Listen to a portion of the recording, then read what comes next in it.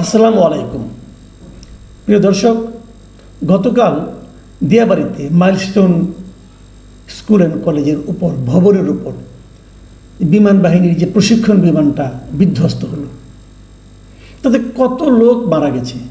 আসলে লোক বলবো কেন, এরা হলো শিশু, একজন দেব শিশু যাকে বলে আর কি, নিষ্পাপ শিশু। এদের যে নির্মম মৃত্যু হল, যে মর্মান্তিক মৃত্যুর ঘটনা ঘটলো, এটা নিয়ে কালকে আমি একটা ভিডিও করেছিলাম, আরও অনেকে করেছে। আপনারাও আজকে সারাদিন বিভিন্ন সোশ্যাল মিডিয়াতে এবং পত্রপত্রিকায় অনেক নিউজ দেখেছেন। মৃত্যুর সংখ্যা ক্রমাগত বাড়ছে।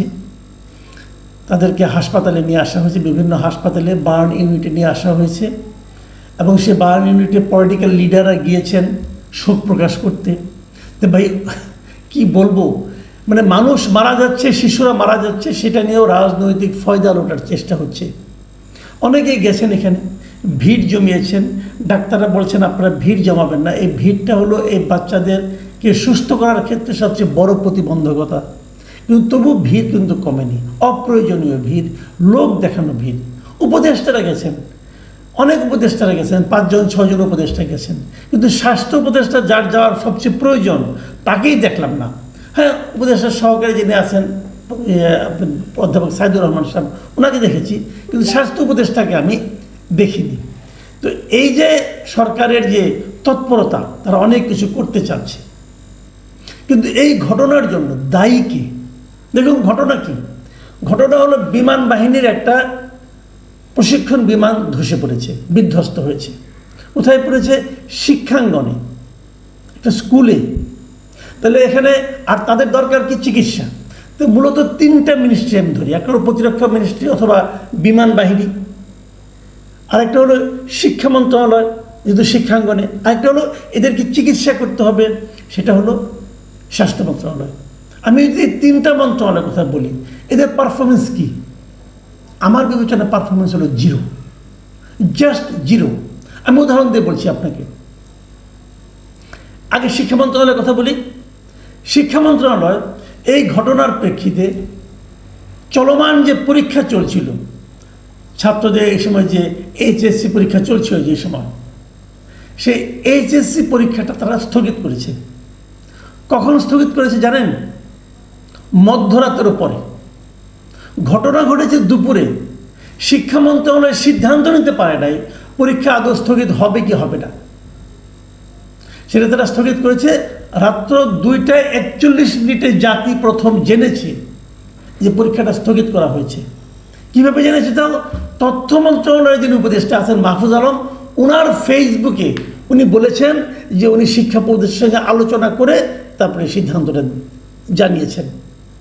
তো দুনিয়ার সবাই কি ওই রাত্র 2:41 পর্যন্ত বসেছিল? সকালবেলা অনেকে গেছে, সারা দেশে পরীক্ষা, সকালবেলা অনেকে পরীক্ষা দিতে গিয়েছে, যে এনেছে যে পরীক্ষা স্থগিত। এই হলো শিক্ষা মন্ত্রণালয়ের পারফরমেন্স। স্বাস্থ্য মন্ত্রণালয়ের পারফরমেন্সটা প্রথমেই বললাম। স্বাস্থ্যমন্ত্রী কোথায় দেখা যাচ্ছে না, উনি আসেন কি নাই কেউ জানে না। প্রতিরক্ষা মন্ত্রণালয়, ওটা তো আমাদের মানে একজন জাতীয় নিরাপত্তা উপদেষ্টা আছেন, উনি এই ব্যাপারে হেল্প করবেন, উনি যে কোথায় আছেন কেউ জানে না, ওনার কোনো রা শব্দ দেখি নাই। প্রধান উপদেষ্টার মন্ত্রণালয়ের মধ্যে আছে। প্রধান উপদেষ্টা কী করেছেন? কাল রাতে একটা 5 মিনিটের একটা ভাষণ দিয়েছেন। ওই ভাষণে মানে কান্নাকাটি করা ছাড়া কিছু করেন নেই উনি। ওনার কাছ থেকে মানুষ একটা প্রতিকার চায়, একটা সিদ্ধান্ত চায়, সেটা কোথায়? আমরা কেউ দেখিনি। আচ্ছা, বিমান বাহিনী একটা বিমান করলো, বিমান বাহিনীর প্রধান কোথায় এখন? কেউ দেখেছেন? তার কোনো কথা শুনেছেন? শুনলাম উনি নাকি তুরস্কে আছেন। ঠিক আছে, তুরস্কে আছেন, ওইখান থেকে কিছু একটা উনি বলতেন, মানুষ জানতো। যে বিমানটা ধসে পড়েছে এই বিমানটা চীনের তৈরি। 2013 সালে এই ডিজাইনের মানে এই মডেলের বিমান তৈরি চীন বন্ধ করে দিয়েছে। বন্ধ করার আগে আমরা ছিলাম শেষ গ্রাহক। 36টা বিমান নাকি আছে আমাদের। 36টার মধ্যে 3টাই গত কয়েক বছরে বিধ্বস্ত হয়েছে। যে বিমানের এত বেশি, 36টার মধ্যে 3টাই বিধ্বস্ত হবে, তাহলে বিধ্বস্তের হার কত? প্রায় 10%-এর বেশি। এই যে বিমানগুলো বিধ্বস্ত হচ্ছে, এই বিমানটা চালায় কেন? এটা দিয়ে প্রশিক্ষণ করায় কেন? কিনেছে 2013 সালে, মানে হাসিনা সরকারের আমলে। তো বোঝাই গেছে লক্কর ঝক্কর মার্কের বিমান হয়তো বিশাল দাম দিয়ে কিনে নিয়ে আসছে। টাকা পাচারের তো একটা বিরাট সুবিধা এগুলো।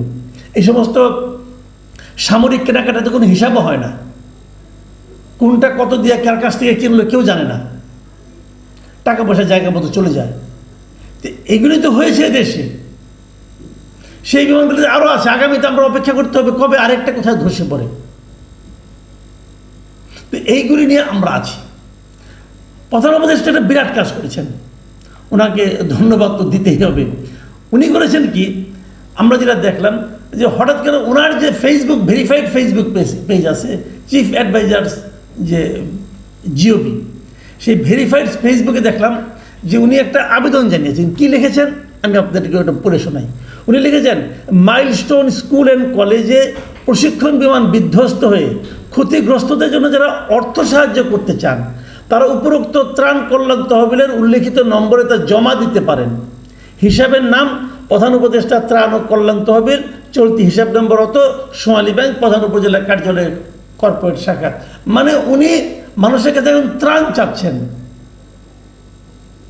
ভাই, আপনার কাছে পুরো দেশটাই দিয়ে দেওয়া হয়েছে, আপনি করছেনটা কি? দেশটা চালাচ্ছেন কিভাবে? আপনি বলবেন আগে ওরা সব নষ্ট করে গিয়েছিল। ভাই, আপনার হাতে পড়েছে তাও তো 1 বছর হয়ে গেল। এই 1 বছর আপনি কি করলেন? প্রতিরক্ষা মন্ত্রণালয় আপনার নিজস্ব মন্ত্রণালয়, কি করেছেন আপনি? আপনাকে কিছু বলা যাবে না? কেন বলা যাবে না? জনগণের অর্থের যে তসরুপটা হয়েছে আপনি বিচার করেন, এটার তদন্ত করেন, দেখেন কেন কি হচ্ছে। কোনো আলোচনা নাই।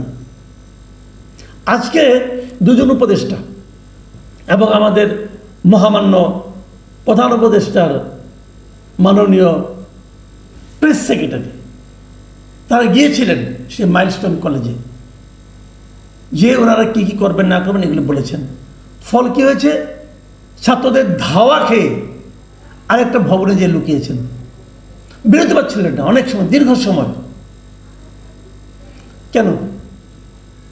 তখন বাইরে যখন তাদের ধাওয়া দিয়ে নিয়ে যাওয়া হয়, বাইরে স্টুডেন্টদের স্লোগানগুলো শুনেছেন, ভিডিও দেখেছি আমরা, সেখানে আপনাদেরকে ভুয়া ভুয়া বলে স্লোগান দিচ্ছিল স্টুডেন্টরা। সেই সঙ্গে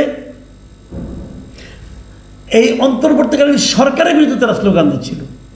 এটা কেন হয়? একটা কথা খালি ভাবুন, এটা কেন হয়? আপনারা যারা গিয়েছেন তারা তো ভালোর জন্যই গিয়েছেন, আমি আপনাদের খারাপ বলছি না, কিন্তু আপনারা তো ভালো কিছু করার জন্যই গিয়েছেন।